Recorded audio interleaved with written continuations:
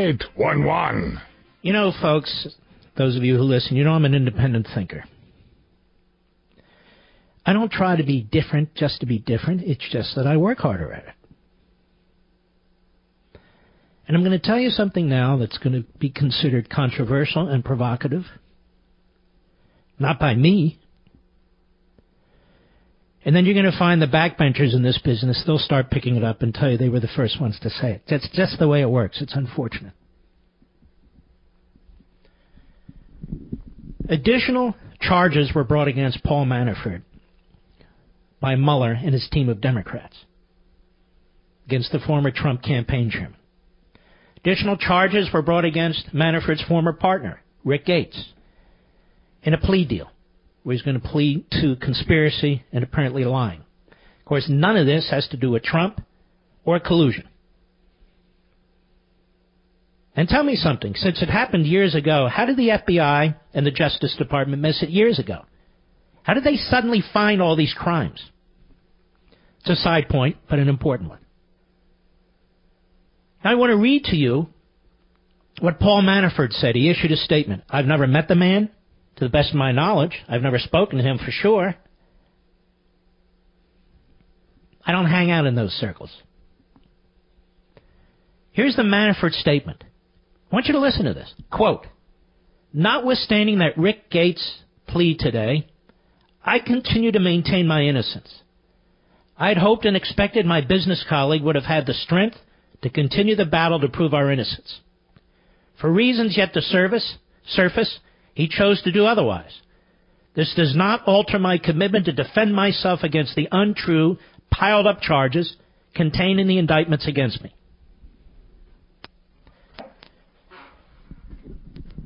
I'm starting to have admiration for this Paul Manafort. I'm starting to have admiration for this guy. He's the one guy who hasn't buckled.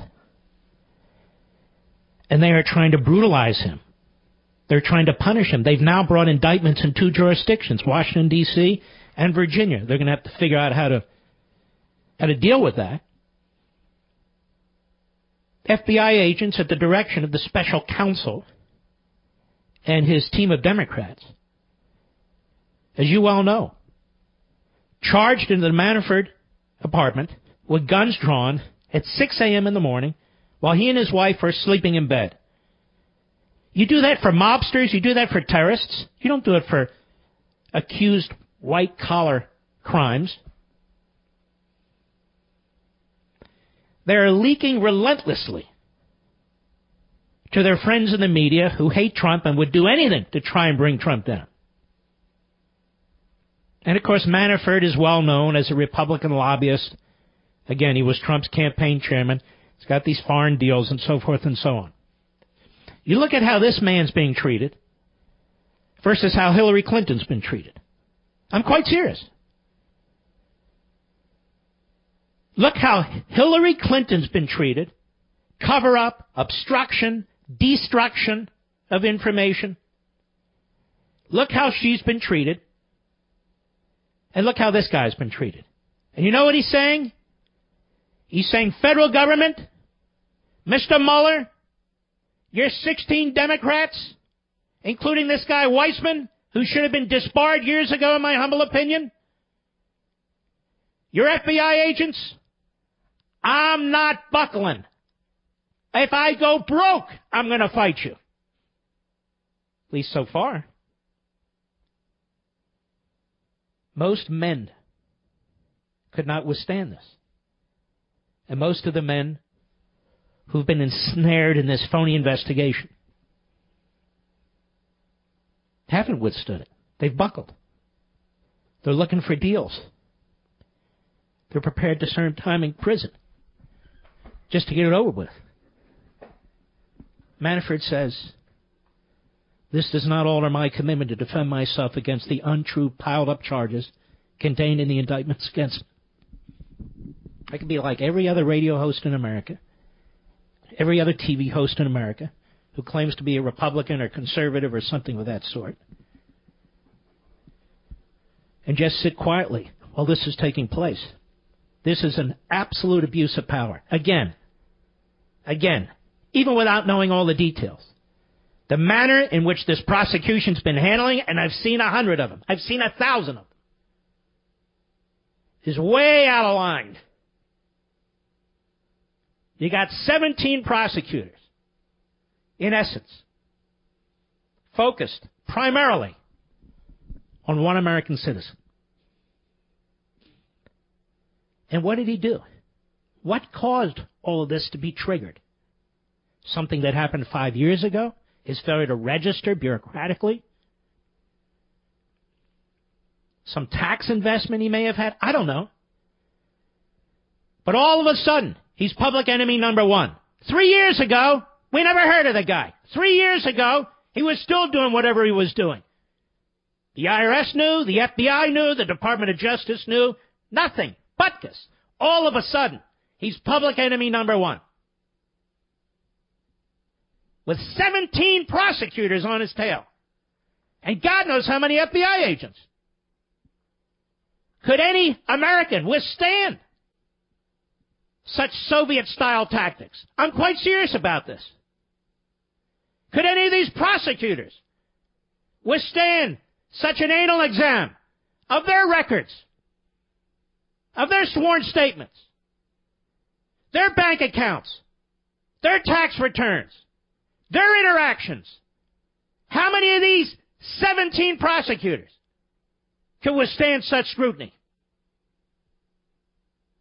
How many members of Congress could withstand such scrutiny? Could Mr. Mueller withstand such scrutiny? How about Mr. Comey? How about Hillary Clinton?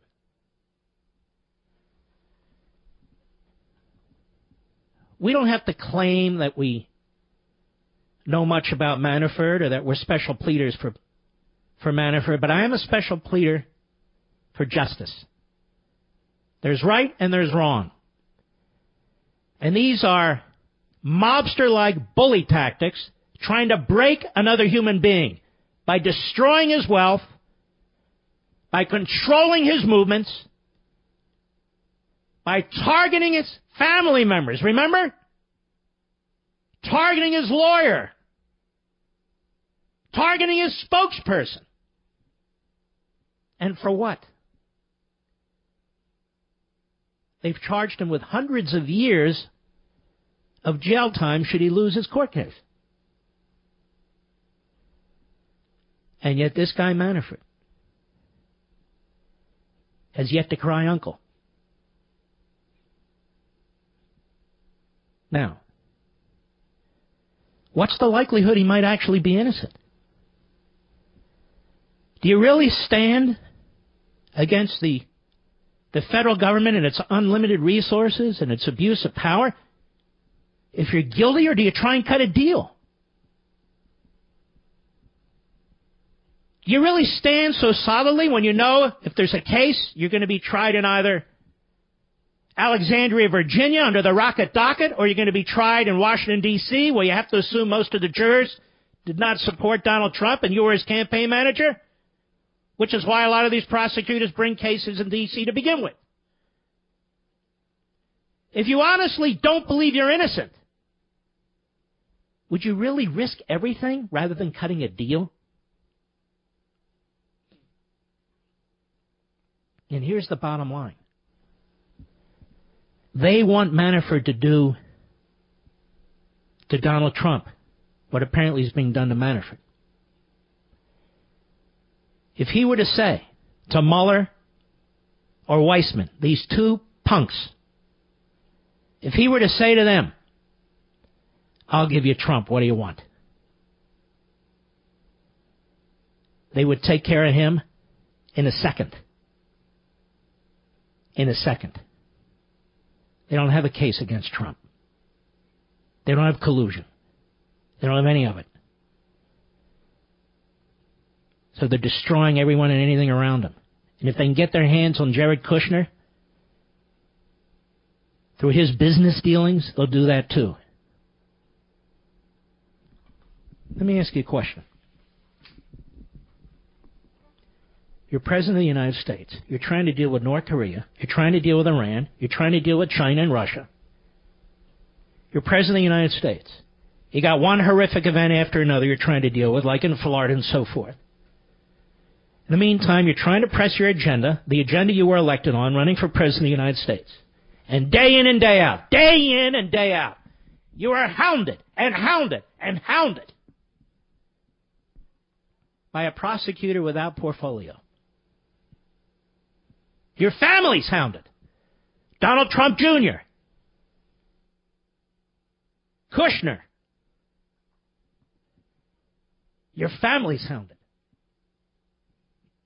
And the media give voice to all of it. No longer do the media believe in checking the government, not when the government is going after their favorite, hated politicians. Then they're the mouthpieces of such prosecutors. We all know what's going on here. We all know what's going on here. So let me be the first and ask the cowards to follow behind me in saying that I have a growing admiration for this man. If he's found guilty of something, he's found guilty of something. If he eventually pleads, he eventually pleads. But I'm going to tell you something. He's held out longer than anybody else. And even today, in the face of these piled-on indictments, he says, I am not going to alter my commitment to defend myself against the untrue piled-up charges contained in the indictments against me. I say, fight on, Mr. Manafort. If you're an innocent man, fight on.